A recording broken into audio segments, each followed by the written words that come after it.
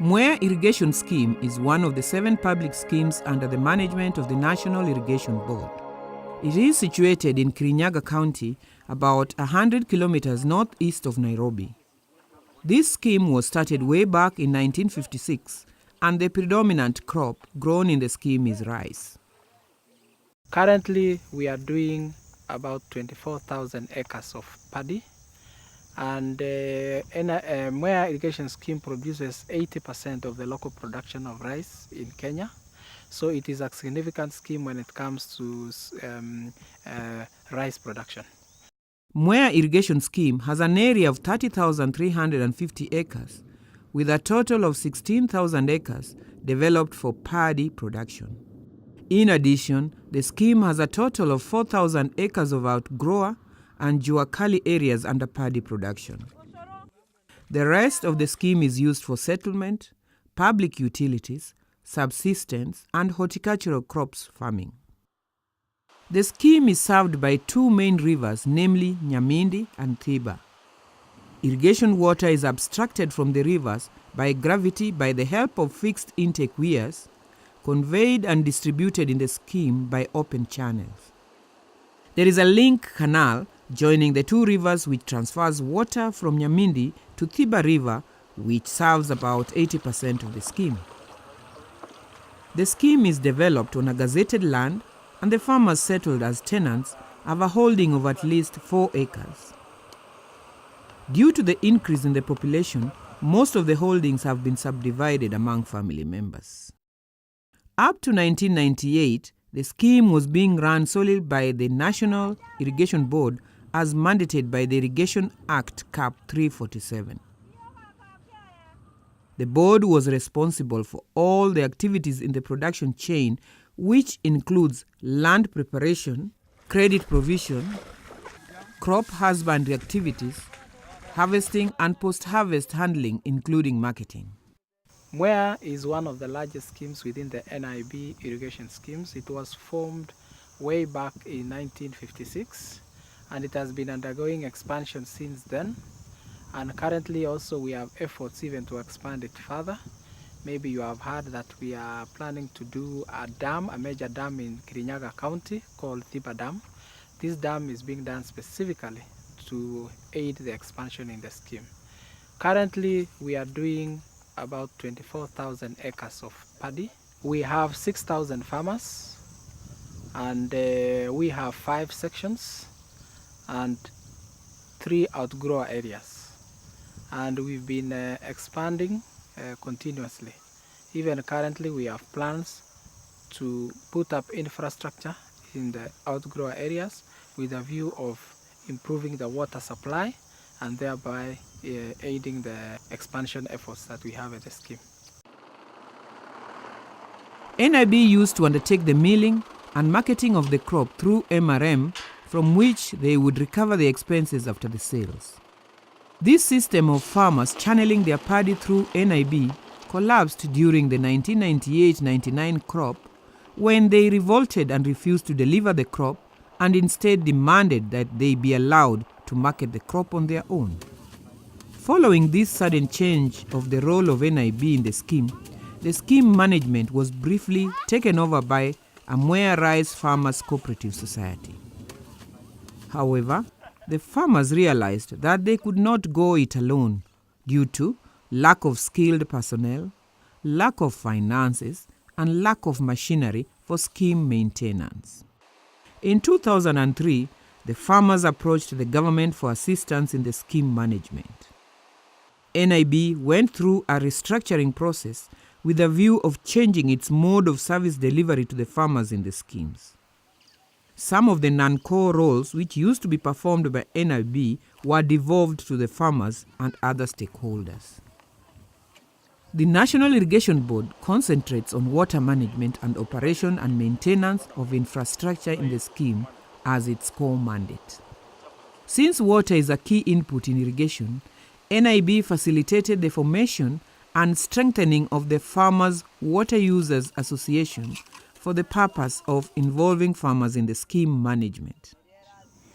This particular project was aimed towards improving water management, reducing the losses that we were experiencing after the scheme degenerated during the time when we had the scheme being run by farmers on their own. So we have restored most of that infrastructure. And with that, we are now seeing more water being available for production. Part of this water that we have saved is the ones now that we want to push downstream to the outgrower areas and ensure that they also have an opportunity to produce more food and more rice. Apart from that, we have also strengthened the institutions that we have. The Water Use Association, which is a key institution in water management, we have also been building their capacity so that they can assist us in managing the water, especially at the on-farm level. NIB is responsible for maintenance and water management in the main and secondary canals, making of cropping program, and land administration in the scheme. Water Users Association is responsible of water management in the tertiary unit, facility maintenance in the tertiary units except roads, and ensuring farmers' payment of operation and maintenance fee. NIB has also been undertaking the empowerment of the farmers through training and capacity building to ensure that they take up more roles in the management of the scheme. This is being done through participatory irrigation management. The cropping program is what states when the farmers are supposed to start the land preparation, when they are supposed to flood their fields, when they are supposed to prepare the nursery, transplanting, and even the probable dates for harvesting and even spraying. So usually in a Mwea Irrigation Scheme, we work hand in hand with farmers. And we normally have unit leaders who are farmers representatives. Ndani ya scheme sisi tunafanya na NIB mzuri ina participatory manner, sababu sasa wanatuhusisha kwa kazi wale inafanya. Tunaketi chini na wao, tunapanga cropping program, work plan, na pia wakati wa maji tunapanga rationing. Ikiwa hakuna maji ya kutosha, ndio kila mtu apate maji, na pia kuangalia kama they have cleaned their channels mzuri ya maji, na kuambia ni wakati mzuri wa kufanya jambo lolote. Kwa hivyo tunafanya mzuri, na hiyo ndio kazi tunafanya. The routine operation and maintenance of the scheme is being done using the funds collected from the farmers. This amount of funds collected is not sufficient to undertake all the operation and maintenance activities in the scheme to a satisfactory level, and NIB is still subsidizing a number of activities in the scheme. Since 1998, about 4,000 acres of land has been developed by farmers on their own for paddy cultivation. This new area was not planned for and has worsened the situation in terms of water availability for the scheme. In order to address this, NIB is currently implementing 2 projects targeting the rehabilitation and expansion of the scheme. One of the challenges that we've been having as a scheme has been the lack of water, which we are progressively handling. We've just finished the rehabilitation of the scheme where we have improved the canals, and now we are seeing that at least the water is being availed to the farmers in a better manner like before.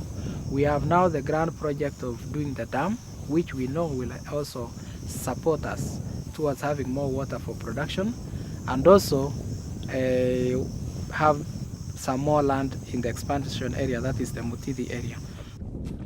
Upon completion of these projects, we are expecting to expand the scheme by 4,000 hectares and to double crop production in Mwea, thereby increasing the current annual turnover from Kenya shillings 2.5 billion to 5 billion from rice production.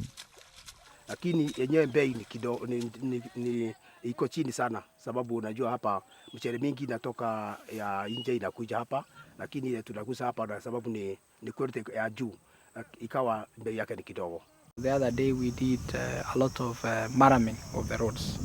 Really that was outside the so-called operation and maintenance services, but it has really assisted them. We did in the villages, we did in various areas where farmers were having issues in terms of transporting their produce and even accessing, other facilities because the roads were doing badly. We are continuously sensitizing farmers to purchase certified seed from Miad, while lobbying for adequate support by the Ministry of Agriculture with regard to extension, pest and disease control in the scheme. Miad, which is the main research arm of National Irrigation Board. The institution has been the main source of rice seed all over the country. Seeds are produced here because of the environment that is very suitable for rice production, which does not have disease challenges as is faced in other regions of the country. So rice seed is one of the major activity, rice seed production, as well as other seed from other crops like soybean. We do produce that and many other crops. The maintenance of irrigation infrastructure, which consists of canals, roads and water management structures, requires substantial amount of funds. The current operation and maintenance fees collected from the farmers is not adequate for sufficient maintenance of the entire infrastructure, especially the roads and the routine repair of the equipment.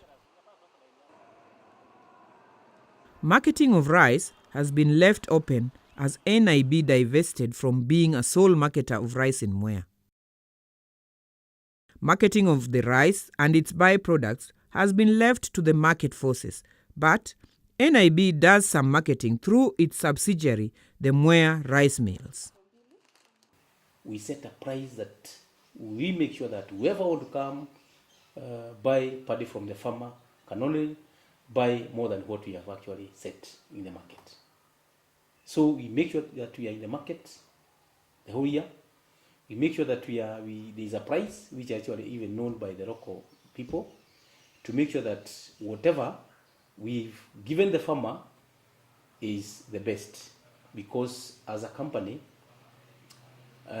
we make sure that we consider all the factors ranging from nursery preparation, the inputs, and also the other factors which are associated with the production cost.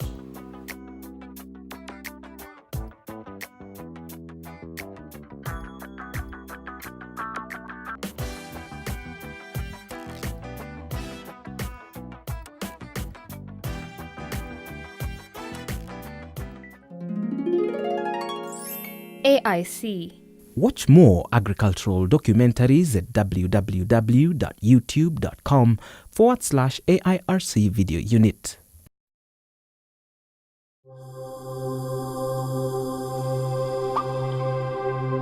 Find us on www.nib.or.ke, on Twitter or Facebook.